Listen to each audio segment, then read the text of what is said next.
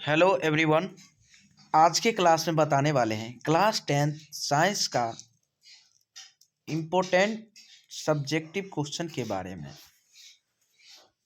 तो आज का क्लास बहुत बेहतरीन तरीक़ा से बताएंगे, बहुत महामैराथन क्लास।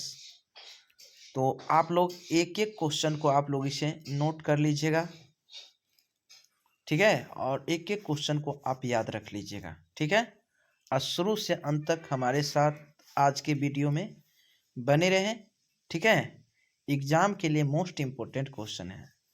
तो चलिए बताते हैं। सबसे पहले कितने प्रकार यानी प्रतिबिंब के कितने प्रकार हैं, यानी प्रतिबिंब जो है ना, प्रतिबिंब कितने प्रकार के होते हैं। आपको ऑब्जेक्टिव में 1 नंबर में पूछेगा क्या कि प्रतिबिंब कितने प्रकार के होते हैं। तो 2 प्रकार के। कितने प्रकार के? 2 प्रकार के होते प्रतिबिंब, ठीक है। अब बताएगा कौन कौन है, आपको लघु उत्तरीय में पूछेगा कौन कौन है। तो वास्तविक प्रतिबिंब और आभासी प्रतिबिंब, वास्तविक प्रतिबिंब और आभासी प्रतिबिंब, ठीक है। समझ गए होंगे, उम्मीद करते हैं। तो चलिए जानते हैं आपका क्वेश्चन के बारे में। नेत्र लेंस की समंजन क्षमता से आप क्या यानी अभिप्राय हैं, यानी नेत्र लेंस की समंजन क्षमता से आप क्या समझते हैं, ठीक है। क्वेश्चन आपको किसी भी तरह से घुरा देगा, ठीक है, लेकिन आपको घबराना नहीं है, घबराने की कोई बात नहीं, ठीक है। तो आप लोग बने रहिएगा हमारे साथ, ठीक है ना। तो नेत्र लेंस की क्षमता जिसके कारण यानी जिसके कारण वह अपनी जो है ना फोकस यानी फोकस दूरी को यानी समायोजित कर लेता है। क्या कर लेता है? वो अपने फोकस यानी फोकस दूरी को क्या कर लेते हैं? समायोजित कर लेता है। समंजन क्षमता कहलाता है, ठीक है। आपको कह देगा कि समंजन क्षमता किसे कहते हैं। तो आप ऐसे तरीका से बताइएगा कि देखिए अपने यानी जिसके कारण वह अपनी फोकस जो करती है ना, अपनी और क्या करती है, दूरी को समायोजित कर लेता है, उसे ही हम समंजन क्षमता कहलाती है या कहते हैं, ठीक है। इस कारण नेत्र अल्पतम दूरी, इस कारण जो है ना नेत्र का अल्पतम दूरी और दूर बिंदु को नियोजित कर पाता है, यानी दूरी यानी बिंदु को दूर कर यानी नियोजित कर पाता है। सामान्य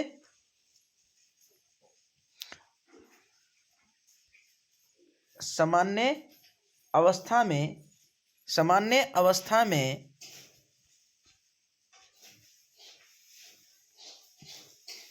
नेत्र की समंजन क्षमता 4 डायोप्टर होती है। यानी सामान्य अवस्था में नेत्र की समंजन क्षमता कितने होते हैं, ये भी आपको ऑब्जेक्टिव में आ सकता है। कितने होते हैं? तो 4 होते हैं। 1 नंबर में आपको पूछेगा, ठीक है। चलिए अगला नंबर क्वेश्चन है, विभव क्या है और इसका यानी मात्रक लिखें। यानी विभव क्या है या इसका मात्रक क्या है जी, तो बताइएगा।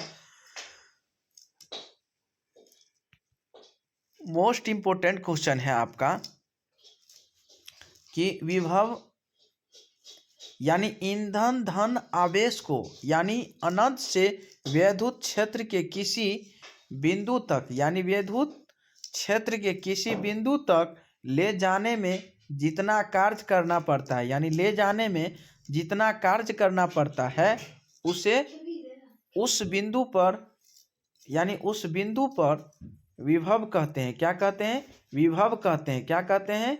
उस बिंदु पर विभव कहते हैं, ठीक है। इसका एसआई मात्रक क्या होता है? वोल्ट। क्या होता है?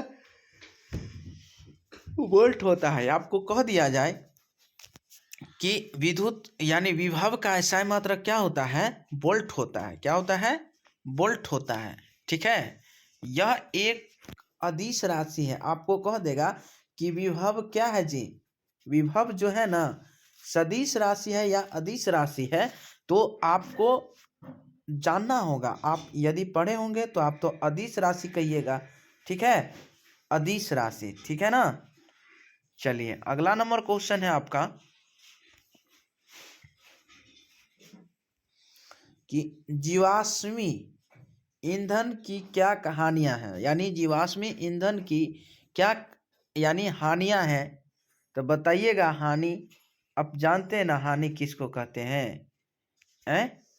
समझते होंगे बेहतरीन तरीका से। चलिए, जीवाश्मी ईंधन ऊर्जा के अनवीकरणीय क्या स्रोत है, यानी जीवाश्मी ईंधन जो है वो किस तरह का स्रोत है? अनवीकरणीय स्रोत है। हमारे पास इनके सीमित भंडार ही बचे हैं, यानी हमारे पास जो है ना इनके सीमित भंडार ही बचे हैं। यह यानी सिरक रिक्त हो जाएंगे। यह क्या हो जाएगा? सिरक रिक्त हो जाएंगे। जीवाश्म ईंधन को जलाने से क्या होता है, यानी जीवाश्म ईंधन को जलाने से कार्बन और सल्फर के ऑक्साइड उत्पन्न होते हैं। क्या होते हैं? सल्फर के ऑक्साइड उत्पन्न होते हैं। सल्फर ऑक्साइड अम्लीय होते हैं। सल्फर ऑक्साइड क्या होते हैं? अम्लीय होते हैं। ये अम्लीय वर्षा के कारण, ये जो है अम्लीय वर्षा के कारण है। इससे जल और मृदा यानी संसाधनों पर बुरा प्रभाव पड़ता है। इसमें बताइएगा, अम्लीय वर्षा के कारण जो है इससे जल और मृदा संसाधनों पर बुरा प्रभाव पड़ता है। उसे जीवाश्म ईंधन के जलने से जीवाश्म ईंधन से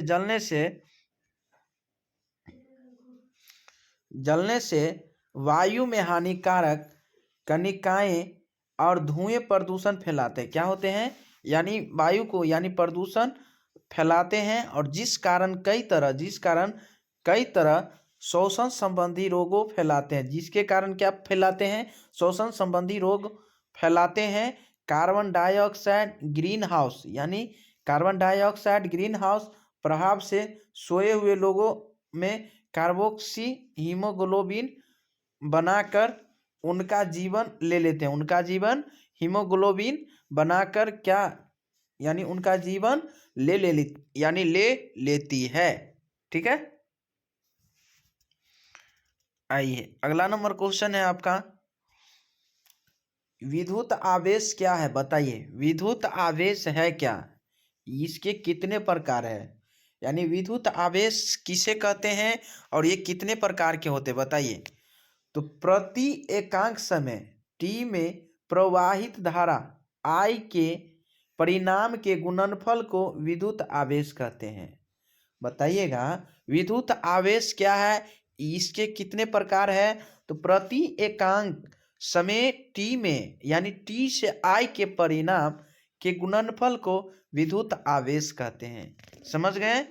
चलिए अब जानेंगे कि विद्युत आवेश कितने प्रकार के होते हैं। तो विद्युत आवेश जो है ना वो दो प्रकार के होते हैं। कितने प्रकार के? दो प्रकार के होते हैं। तो दो कौन कौन प्रकार के होते हैं? धनात्मक आवेश और ऋणात्मक आवेश। धनात्मक आवेश, ऋणात्मक आवेश। समझ गए? विद्युत समझ गए ना? विद्युत आवेश कितने प्रकार के होते हैं? तो आपको ऑब्जेक्टिव में आएगा तो दो प्रकार के होते हैं। कौन कौन? धनात्मक आवेश और ऋणात्मक आवेश। समझ गए? चलिए अगला नंबर क्वेश्चन है आपका, क्या उत्तल दर्पण वस्तु की पूरी लंबाई का प्रतिबिंब बना पाएगा? तो बताइए आपका क्वेश्चन क्या कह रहा है, क्या उत्तल दर्पण वस्तु की पूरी लंबाई का प्रतिबिंब बना पाएगा? तो ध्यान दीजिएगा क्वेश्चन पे। आपका क्वेश्चन है कि आंसर, उत्तल दर्पण वस्तु की पूरी लंबाई का जो प्रतिबिंब क्या है, दिखाई देता है। यानी उत्तल दर्पण वस्तु की पूरी लंबाई क्या, प्रतिबिंब दिखाई देता है। लेकिन प्रतिबिंब वस्तु छोटे आकार का होता है। लेकिन प्रतिबिंब वस्तु से क्या होता है, छोटे आकार का होता है। किसी वस्तु की पूरी लंबाई का प्रतिबिंब जो है बना केवल उत्तल दर्पण में ही होता है। केवल क्या होता है, उत्तल दर्पण में ही संभव है, क्योंकि यह दर्पण पूरे दृश्य की चौड़ाई दिखाता है, यानी दिखाता है। ठीक है, समझ गए होंगे उम्मीद करते हैं। तो मेरे भाई और बंधु, उम्मीद करते हैं कि आप लोग इसे अच्छा तरीका से समझ गए होंगे। तो चलिए आज की क्लास में इतना ही, तब तक के लिए बने रहें और ऐसा वीडियो पाने के लिए हमारे साथ आप लोग कंटिन्यू जुड़े रहें। ताकि आप लोग को बीच जब जब लाइव क्लास आऊँ तो आप लोग को बीच जरूर मिल सकूँ। तो साथ ही साथ आप लोग इसे सब्सक्राइब कीजिए, लाइक कर लीजिए, ठीक है। इस अगले वीडियो में फिर मिलेंगे।